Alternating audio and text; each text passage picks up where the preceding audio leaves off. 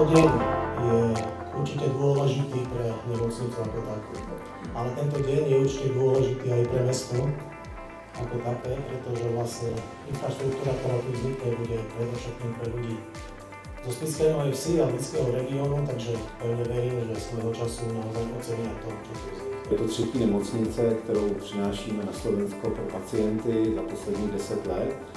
Já pevně věřím, že to, co jsme se naučili na Borech, to, co jsme se naučili v Michalovcích, přetavíme tady v ještě hezčí nemocnici, lepší nemocnici a kvalitnější nemocnici. My sme si ako vláda v programovom vyhlásení vlády na roky 23 až 27 sme sa zaviazali, že chceme budovať nové moderné nemocnice, že chceme také nemocnice, ktoré budú nemocnicami 21. storočia, budú poskytovať špičkovú zdravotnú starostlivosť so špičkovým prístrojovým vybavením, v ktorých sa pacient nebude cítiť ako pacient a ten pacient naozaj bude na prvom mieste, aby sme vytvárali atraktívne pracovné prostredie pre všetkých lekárov, lekárky, sestry, zdravotníkov, ošetrovateľov a celý zdravotnícky personál.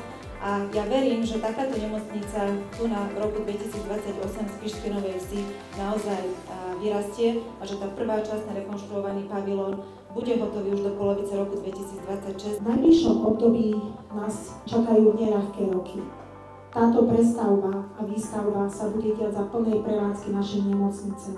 A preto vopred chcem poďakovať všetkým našim zamestnancom, našim pacientom, našim návštevníkom za pochopenie, za toleranciu a za prižmúrenie očka. Ale ja verím, že spoločne to spolu dokážeme a za niekoľko rokov sa náš sen o našej spišskej novej nemocnici naplní. Končí sa jeden príbeh prípravy, začína sa ďalší príbeh do realizácie, takže ja by som chcel popriať v tejto fáze aj druhé príbehu, aby bol úspešný a tak ako dnes prežívame nejakú emóciu, radosti a šťastia, z toho sa začalo, tak to 4 roky budeme prežívať emóciu, ktorú budeme môcť otvoriť.